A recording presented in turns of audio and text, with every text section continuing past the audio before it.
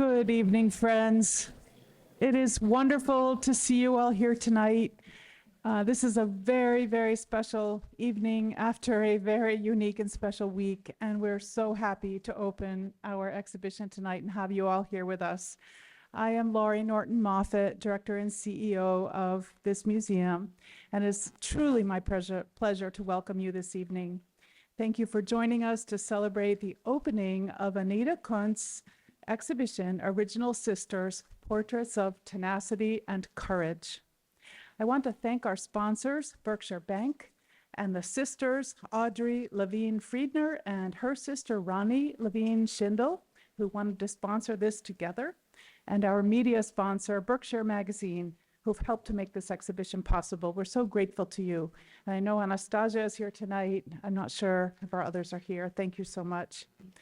As you will hear in discussion tonight, Anita Kunz began her Original Sisters project during those early months of the pandemic, when the days seemed long and when so many of us were feeling worried, uncertain, and isolated. Anita found inspiration during those dark days by researching incredible stories of women throughout history who demonstrated tenacity and courage, often against steep odds. Working in pencil, pen, and watercolor, she began creating one portrait a day for many, many months. Since starting the project, Anita has painted over 450 portraits. 281 of them are on view in our galleries, and the project continues. Anita recently shared with us that she has a backlog of over 200 women she would still like to paint, and she still researches every day. In reflecting on Anita's project and experiencing the overwhelming impact of the paintings installed here at Norman Rockwell Museum, I am humbled and moved beyond words by seeing the remarkable achievements of so many women across time and place. There is something quite powerful and inspiring about being surrounded by the community of extraordinary women that Anita has brought together. It's also a reminder we are not alone in this world. Anita summed it up beautifully by saying that the Original Sisters project is a love story. It's a thank you to the women on whose shoulders she and all of us stand, and each journey of courage makes it more possible for next generations to forge new journeys. The exhibition also includes some wonderful examples of Anita's illustration work for which she is more widely known. You'll see some of her humorous and insightful covers and illustrations for The New Yorker and Rolling Stone, along with her irreverent interpretations of masterworks by famous male artists. Mona Lisa, anyone? A number of these illustrations were gifted to Norman Rockwell Museum by Anita herself, and we're grateful to Anita for her incredible generosity in making these gifts to the museum and helping to build our growing collection of illustration art. Her generosity has also made possible an important and unexpected addition to the exhibition, which is truly a delight to share with you tonight. This evening, we're premiering 3 new Anita Kunz portraits of extraordinary women of the Berkshires. These Berkshire Sisters portraits are of Elizabeth Freeman, the formerly enslaved woman who successfully sued for her freedom in Massachusetts in 1781, and whose case marked the beginning of the end of slavery in the state.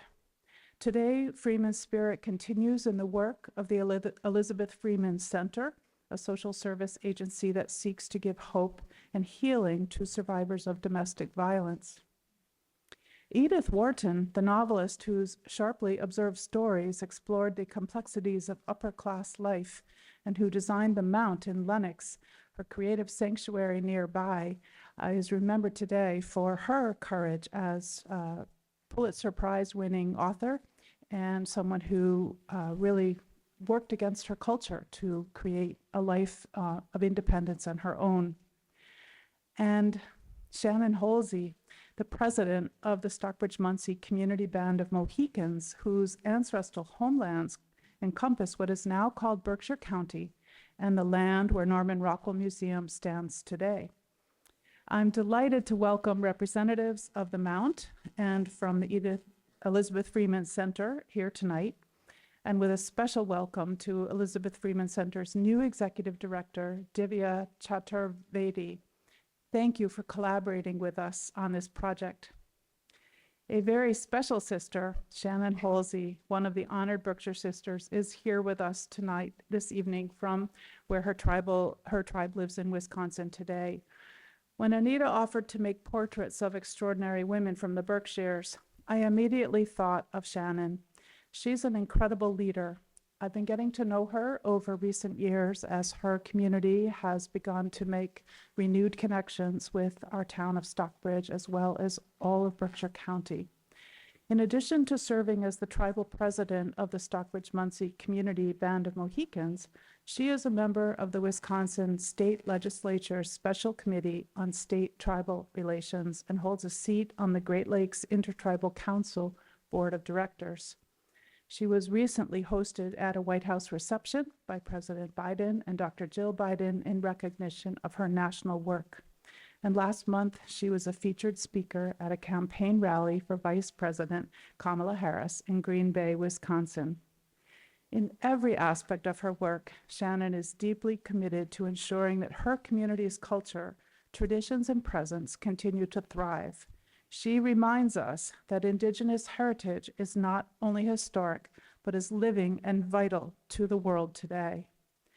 In 2023, she played an instrumental role in securing the tribe's purchase of over 350 acres of land in their Stockbridge homelands, with support from the state of Massachusetts.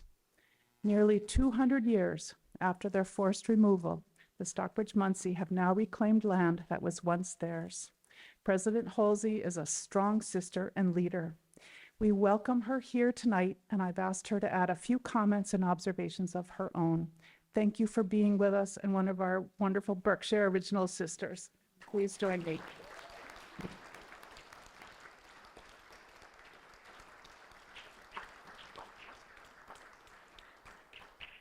Thank you so much to my sister Lori, and of course it's a pleasure to be here with Anita and all those who made it possible. And it's a pleasure to be home, because that's how we feel. When we're here, we are absolutely home. And it's a pleasure. It was very overwhelming, especially because it really takes a tribe, and I mean that literally. This evening I'm joined by my beautiful parents and my sisters and my niece and nephew, and it's such a pleasure to be here and share this poignant moment.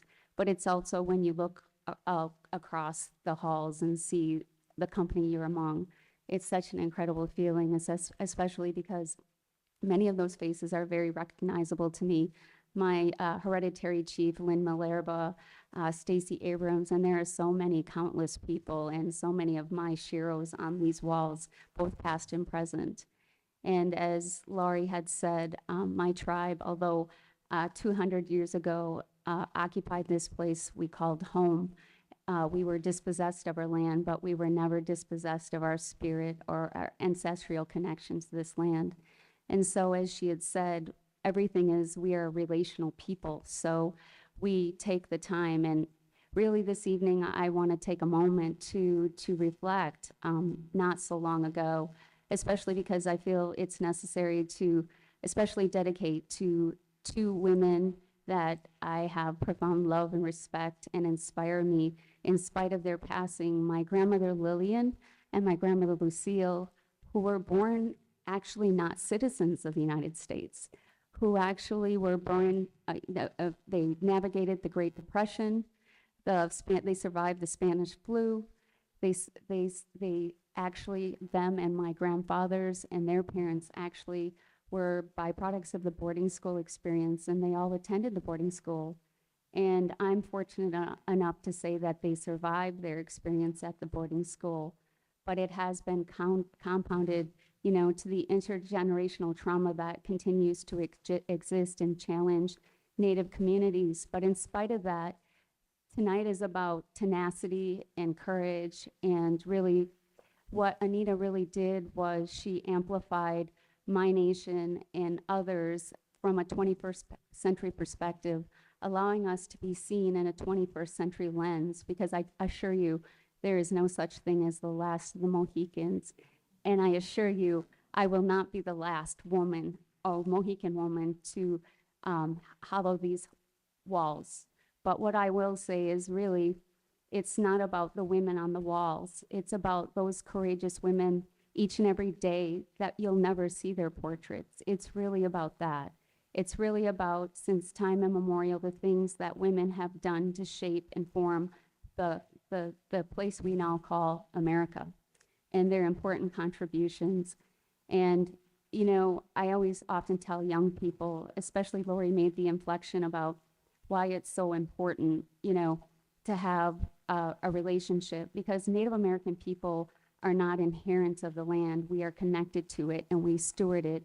And so that is our profound goal and hope, that we continue to develop those unique and special relationships with people like Anita, who can amplify our message, people like Lori and Catherine, others that can do those things. And I see so many special people out here joining us, like Rich and others, Patrick, who are out there continuing to endeavor for us each and every day. And I always tell young people, especially if you feel like you're navigating a world that which you don't belong, it's because you're creating a new one for yourselves. And that's really what this is reflective of. It's for future generations, and it's for them to see examples of looking back. You know, when we were riding over here this evening, my dad's like, wouldn't you like to see what happens in 100 years? You know, I mean, maybe after we all woke up Wednesday, maybe we didn't want to, but the point is that we woke up, we went to bed, and we woke up in the same America we all live in, and we endeavor. But I am here to tell you that I have certainly used my platform in a way that would be most conducive. I am not title-based, but when 4 out of 5 women experience domestic violence or violence in their lifetimes, and the third leading cause of death among Native women is murder, it's really important to me.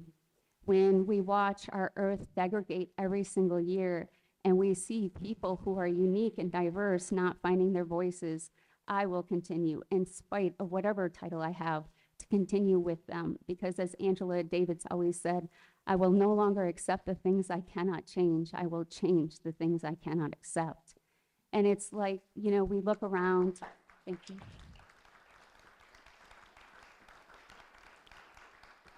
And as we all know, that the world is diverse, it's female, and it's inclusive. And as my grandmother always said, it's like bread and women. If you don't let it rise, it's not going to turn out well for you. So you know, I maybe am not courageous, but I certainly am a nonconformist, and I will always use the platform afforded to represent everybody, because we the people means everyone. It means every single person. And there's that side of humanity that we all are interconnected to, and we have to find ways to coexist in this world. And the resounding connection to it is really just love. We have to find a way to agree to disagree in love and find a path forward.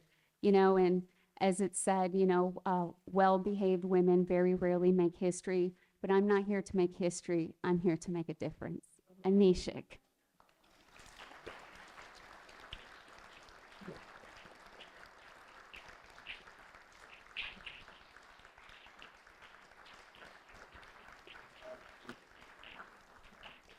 Anisha, President Holsey, I hope you will put a memory of your grandmother in our original sisters assembly scrapbook, if you will. It's a digital scrapbook, and we invite all of you to share a memory of a woman who is dear and important to you. And this will add to this incredible assembly of people who have made a difference in our lives, whether they're well-known or whether they're our own personal family who mentored us and really have been special in our lives. And we thank you and your family for taking the time to travel here today and be with us and be part of this exceptional exhibition. So thank you all very much.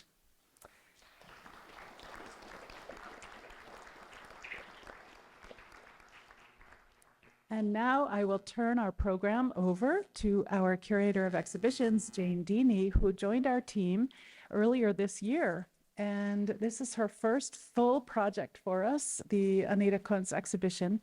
And I want to say thank you too to Anita Kunz and her incredible courage, her vision. Artists help us see. They see things that we don't see. They think about things that many of us don't take the time or have the time to think about. And it's just extraordinary that you thought about all these women and you thought about a path forward during a very challenging time in this world. And what is on the walls here at the museum for the next 6 months is so exceptional. So we thank you very, very much. It gives us all so much hope and inspiration and reminds us to never underestimate the power of what one individual can do to make the world a better place. I celebrate you all. I turn you over to Jane and Anita. Thank you all for being here tonight, and come often during this exhibition. Anita, hello, I'm Jane Dini, the curator of exhibitions at the Norman Rockwell Museum.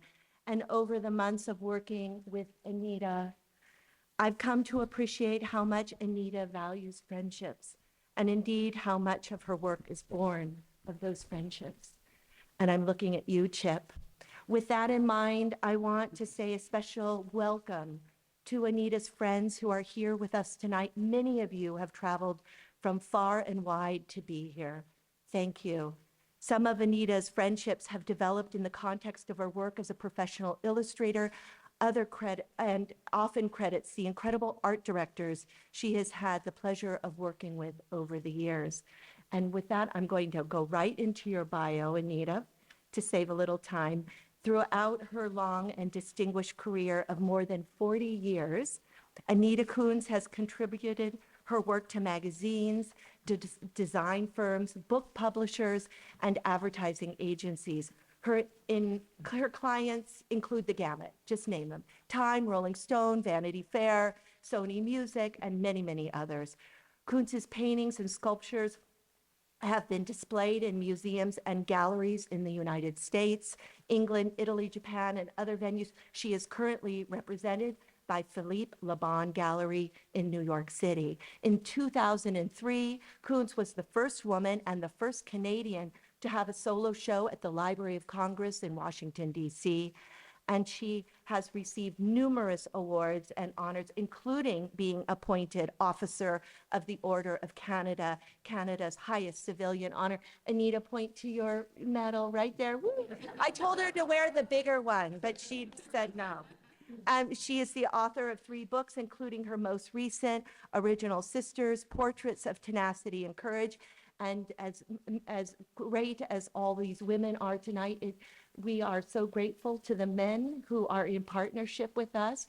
And with that, Chip Kidd is one of the greatest living book designers, an award-winning writer and graphic designer in New York City, as vice president, art director at Knopf, an editor-at-large with Pantheon Graphic Novels. He has worked with some of the greatest, the world's best comic artists, including Art Spiegelman, Chris Ware, Charles Birds, and now Anita Kunz. Chip has had a massive influence on the way book cover design has developed over the last 30 years. Not only does he believe the image is important as an artist in conveying the message of a book's plot or theme, but he also thinks the typography plays an important role in defining hidden messages within the book's structure. And that is something Anita gives a lot of consideration to in her portraits. Chip's images set a tone for the reader even before they read the first page of a book. His most famous and iconic cover design is probably Jurassic Park by Michael Crichton, but he has done the covers from comic art such as Batman, the animated series, no plug there, and in 2021 he published Original Sisters by Anita Kunz. And now I want to turn the program over to 2 lifelong friends who are going to be in conversation with us tonight: Chip Kidd and the woman of the hour, Anita Kunz.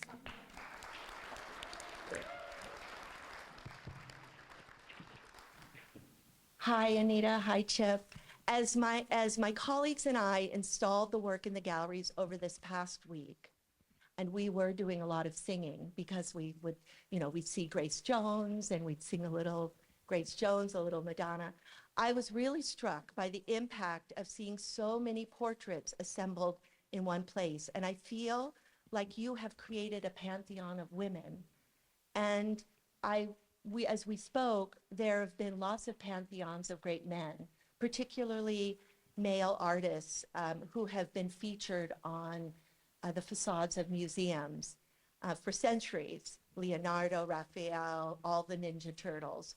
But did you know you were breaking with tradition when you took on the Original Sisters project? I just started small. I thought I would research some incredible women. I would make 10 portraits. Then I did 10 portraits, and then I thought, well, maybe I'll make 30, 40, 50. And then I just kept finding these extraordinary women, and I kept thinking, why have I not heard of her? Why have incredible women in all of the disciplines and all around the world making important contributions to the culture, to science, to everything, and yet they're not household words. So that is household names, sorry. So that's really what got me, that's what inspired me, that's what got me started. But at the beginning, if you had told me I will be painting 460 portraits, I would have thought you're crazy.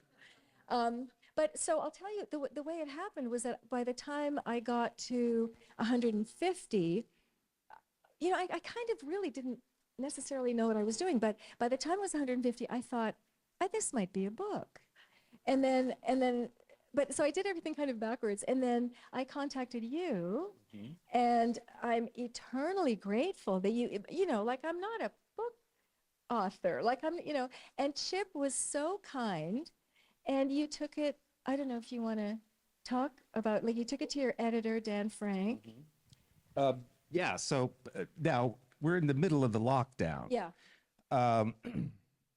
So I'm by myself at my desk in Florida, and I get an email from Anita, and I open it up, and she told me about this project, and you sent me a PDF. I think I sent you a PDF, yeah. And I was amazed. I mean, I've been a fan of your work for decades. This seemed like at a whole other level, especially with the bios. And so the way the process goes, I'm the editor at large for graphic novels at Pantheon. So if I want to acquire a book, there's a sort of hierarchy you need to get through. And my colleague was this man named Dan Frank, and he was Art Spiegelman's editor, and he helped me acquire Chris Ware and Charles Burns, and it's just the greatest guy in the world. And I sent it to him, and he wrote back right away, like, wow, yeah, we need to do this. We need to do it.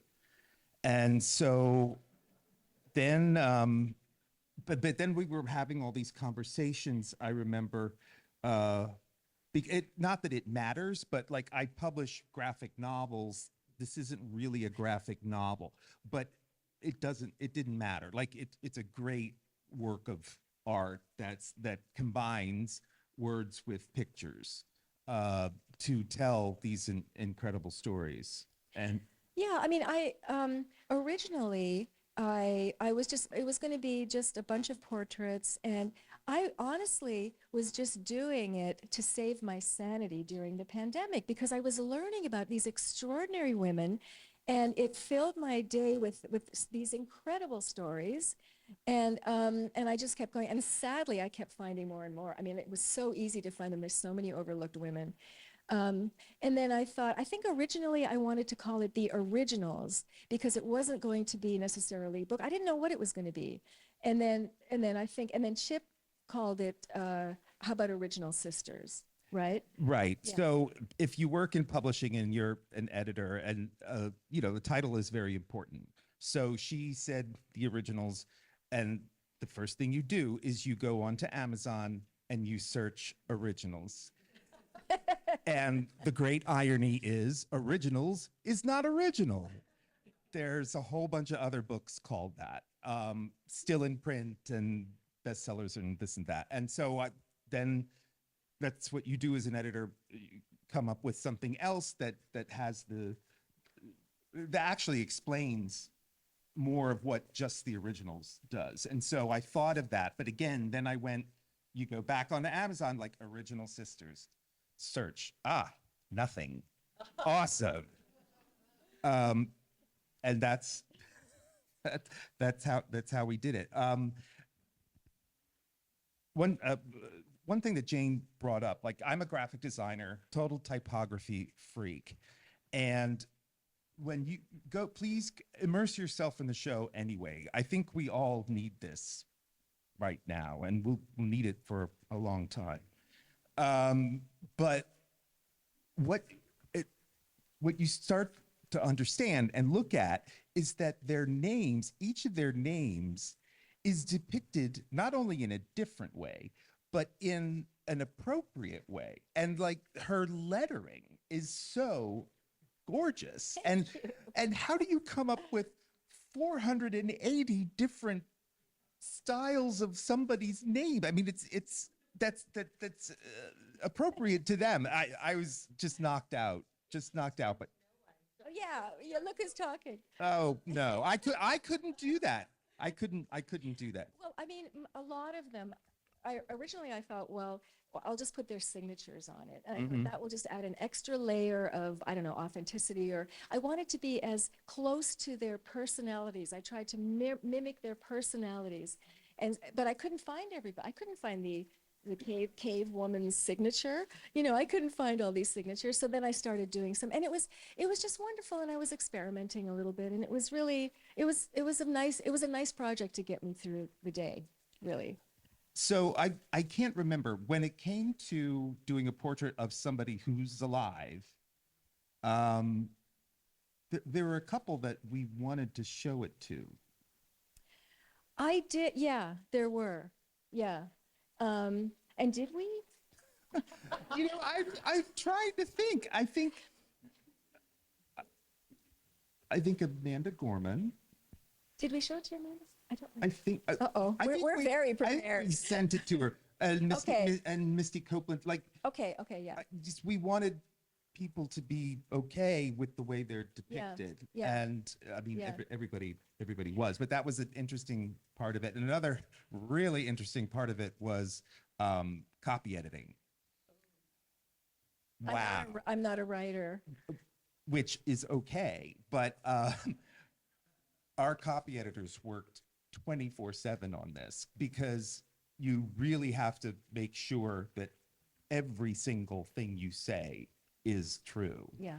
And that you get the dates right. And all of these, have nothing to do with art, but it has something to do with publishing a book. And that was amazing for me to watch.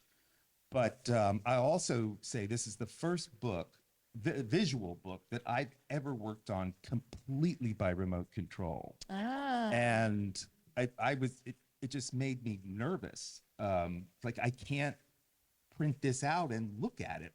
And we finally did get physical proofs from the printer of a bunch of them, and I sent them to you, and so we could finally see how is this really going to look.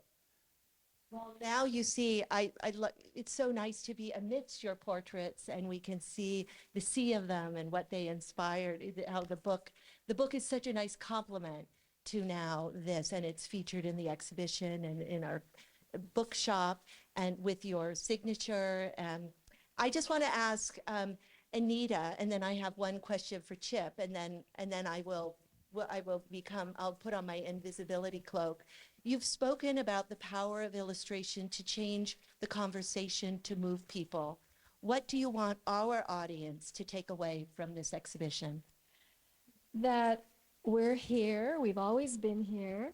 We have made important contributions, even if people don't know about it. And we're not, I don't think we're going anywhere. I mean, it really is just, it's just as simple as that. And my biggest thing about this show, I do all kinds of stuff. I've done rock and roll art, I've done serious political work, I've done lots of portraits. And I've done a lot of satire. I've used a lot of humor in my work and some of the magazine work, but this is serious. And this is, I keep saying throughout this whole, when anyone asks me anything, this is not about me. So this is about these women. And that's what's kind of kept me in check is I need the journey, the learning journey I had through the pandemic, all of the things that I learned that I didn't know, that I should have known because I went to a decent school, I should have known all this stuff. I want to share that so other people know. So that was the bottom line for this whole project. I want to talk a little bit about Tenacity and Courage. Chiff, I know you loved comics as a kid. You still do. Yep, my whole life. Specifically Batman. What was it about Bruce Wayne or the Dark Knight himself that kept you captivated, gave you your courage and tenacity? It's the ultimate revenge fantasy. Except with really, really cool stuff. I was 4 years old when the TV show came out in 1966, and I had a brother's 2 years older, and of course I wanted to do whatever he was doing, and so we watched it, and that really was a revelation. I didn't realize at the time, but like the design of it, and the motifs, and the idea that if you tilt the camera just a little bit, it's gonna make this fight scene a lot more intense. And like as kids, we're taking it all seriously, and we're watching with my dad, and of course he's roaring with laughter, and which really, how can you laugh at that? Like, Batman has a shark attached to his leg. That's horrible. That's horrible. And he gets out the bat shark repellent. But what's been so fascinating to me, both as a fan and a comics historian, is the way this character has evolved over the decades and time. And people are more into it than ever. It's wild. Anita, thank you. I want to pick up on something Chip just said about tilting the lens. And you tilt that lens. You've done it in each individual portrait. You've created, as you said, waves throughout the gallery, giving every woman sometimes a literal tilt of her head. But other times you've really just, you've used your own perspective to see something we haven't seen before. Can you explain that a little bit? Well, it was really, really important for me to, so that it would be interesting to not just women, but men, kids, teenagers, boys, girls. Like, I wanted it to be just really a great series of stories, ultimately. And so I deliberately used really, really bright colors that I've never used before. Like, I really designed the show so that it would appeal to a lot of people, and that it would end up looking like a celebration more than anything else of these extraordinary women. It had to be joyful. So just by necessity, it couldn't be just a bunch of mugshots. It couldn't be just a bunch of, the same color. So I never used these colors before, like a lime green, but I deliberately experimented and forced myself to make it joyful. And that was, and so that's what I was trying to do, to make it, and to make it very diverse. That was a big, women from beginning of time to now, through the world, and just, as diverse as possible. Before I ask you to ask each other questions, I want to ask an origin story. How did you meet? Two illustrators walk into a bar and?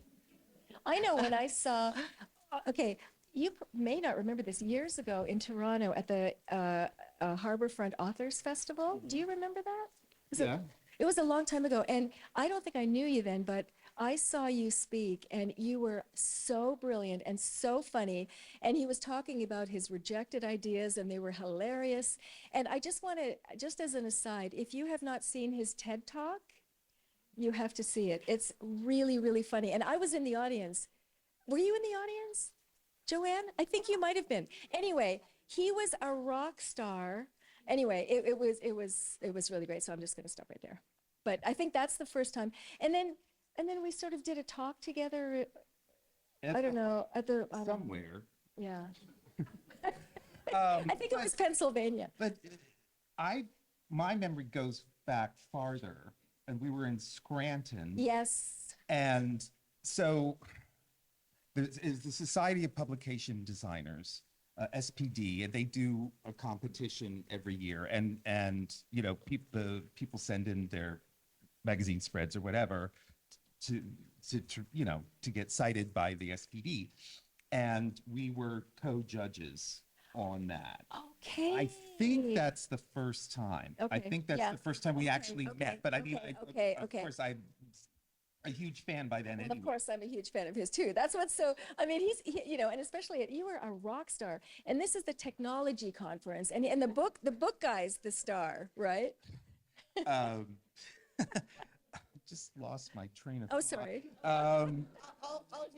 Chip, when you are thinking about a book cover, do you read the manuscript first? No, why would I do that? Sorry. Yes. And second part, how did you choose the cover image for the original sisters, Zora? Yeah, well, I think we tried a couple of things. Like,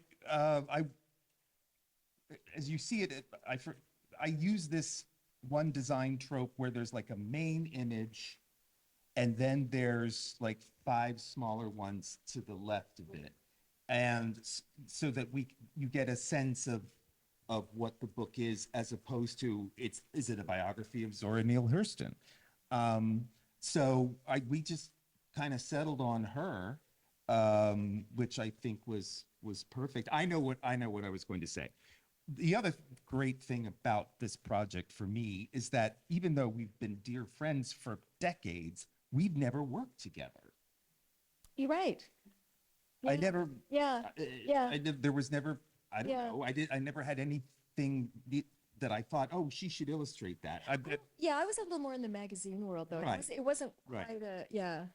So that was just the cherry on top. It's like, wow, we finally get to work together, Yay. and we get Yeah. to work together on this. I really urge you all to really take in this show and read the stories. And it's just the cumulative effect is astounding.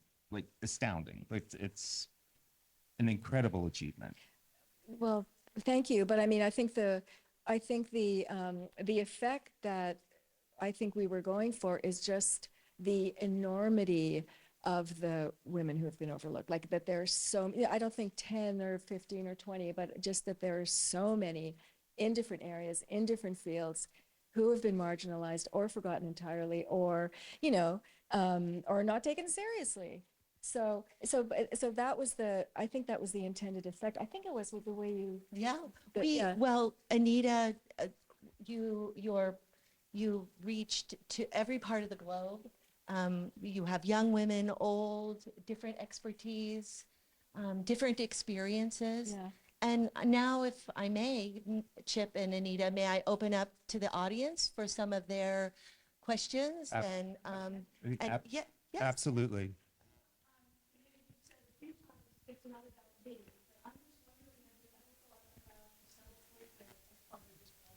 Oh, I did one, but it's not really part of this project. It's something that I think I'm going to use for a book. It's satire again. Like this is serious, but I'm also doing some satire. And it's a portrait of me at the front, and my ancestry is 12th century Transylvanian. I'm an old vampire. So, and I gave myself 2 little things. So it's silly. It's funny. So. But the other thing is, one of our policies for Pantheon graphic novels is we want the artist to do a self-portrait for the back flap instead of an author photo. So you can see that it's there, and it's much more in line with these Yeah, you're right, these yeah. kinds of portraits. I mean, the vampire thing is incredible. You have to see that. But yeah, so you did do that. I did, yeah. I forgot. Sorry. Yeah. Anita, could you also just repeat the question once it's asked so everyone hears? Anita, when we look back at the portraits, especially those historical that go way back, let's say Joan of Arc, how do you come up with the visualization? Because this visualization is that which we as viewers take as the way people are. So, how did you come up with the visualization of these characters or individuals of historical nature and bring it into the current level? That's a great question. How do I come up with the visualizations, especially people in the past? And that's a really great, I mean, wherever possible, I've used photographic reference for current women, but that's kind of a little bit of a trick too, because I don't want to infringe on any photographer's copyright.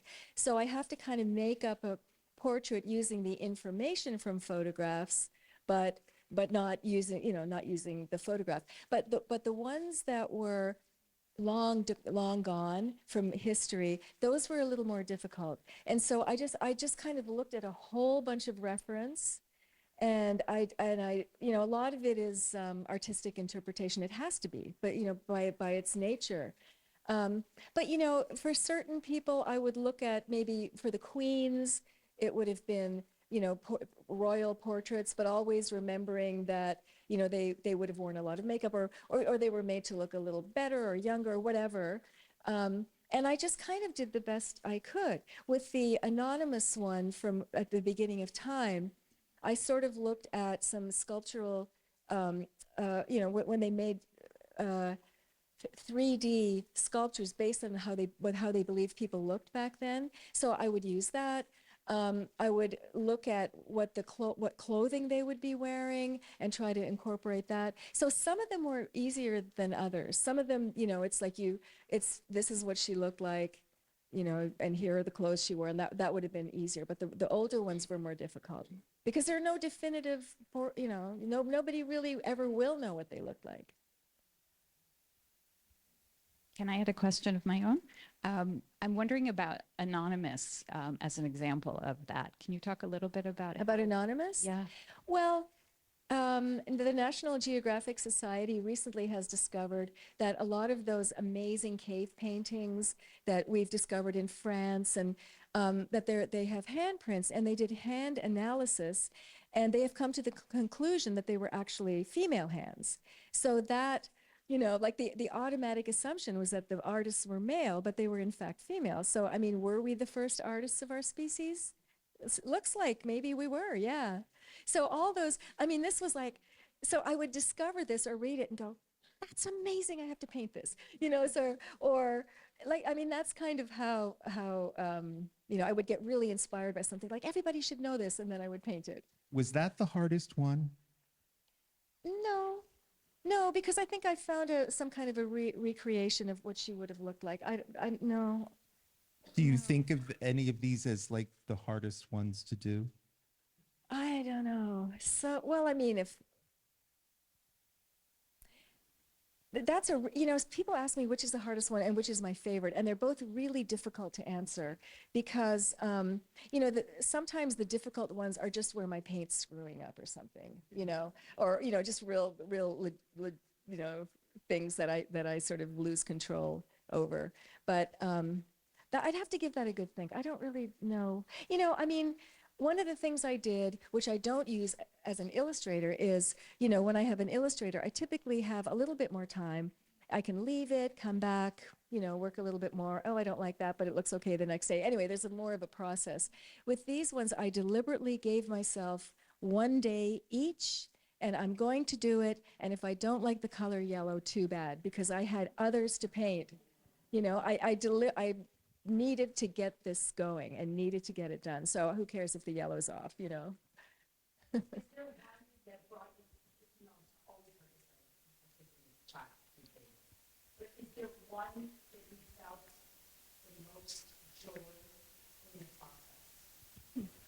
Oh, these are such tough questions. I think when something turns out okay, there's some joy, but but no, no. But I mean, I think, I see so many great illustrators in the audience, and, I think it's never like, oh, this is great. It's like, oh, I don't like that. I don't like that. Like, we're so self-critical. So if something is even decent, it's like, whoa, that's a triumph, right?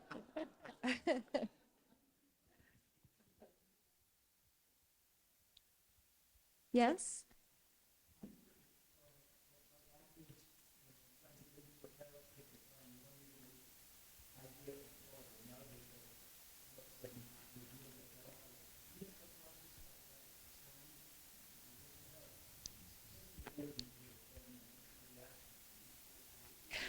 Well, I mean, I think the reading about them really informed how I was going to paint them. And I don't know how to describe this, except, I mean, after all these years, it becomes a little bit intuitive, so, whether she was smiling or not was going to be based on her life experience, just things like that. That sort of gets to how you work within tone. If you feel like there's a tone of the book, you often, I've often read, you go for the tone. Is that true? Well, I think the couple of design challenges and as a publisher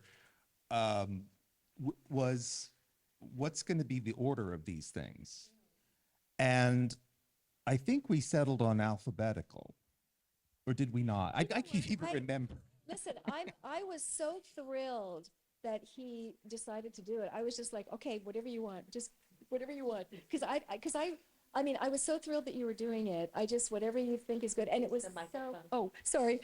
I was so thrilled with what you ended up doing. I just thought, this is not my area. This is your area, and you're the expert. So I think I deferred because I really didn't care if it was alphabetical or not. It was more that you were doing it. Well, I mean, but yeah, that was a consideration, and how long are the bios, and Yeah. they should actually all sort of be the same, similar in length, and Yeah. and then getting somebody to write the introduction, which is Roxane Gay. Yeah, she was. Can you tell us a little bit about Roxane Gay? Can you repeat the question? Yes. So as the editor, I'm like, okay, we need a really great introduction to this book.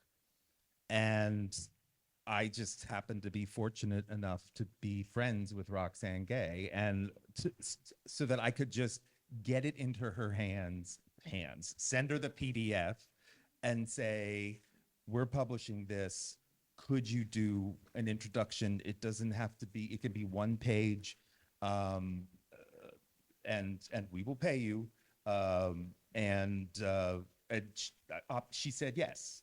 And Anita ended up painting her portrait, which I then gave to her as a gift. And then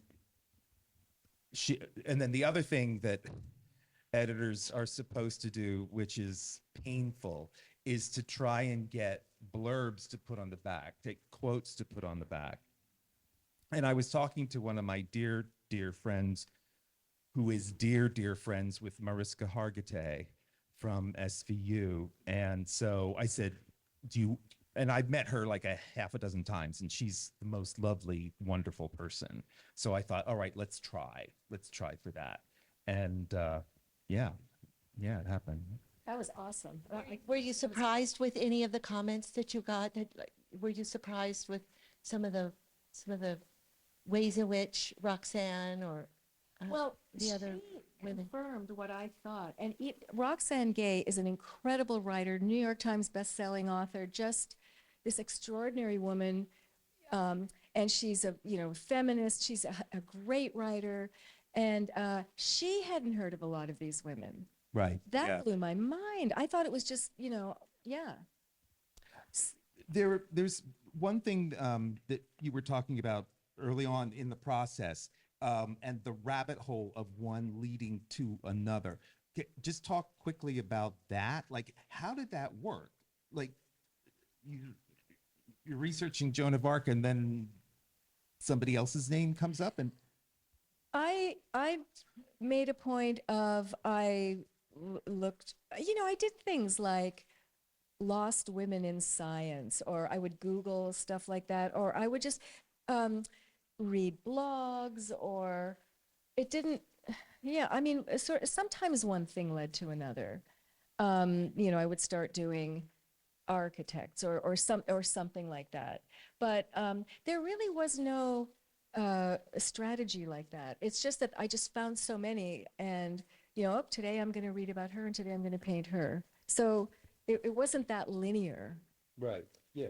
Yeah. I don't think we can keep this audience any longer. They're excited to go see how many original sisters you found. And so with that, I'm going to thank Chip, and I'm going to thank Anita, and let's go celebrate.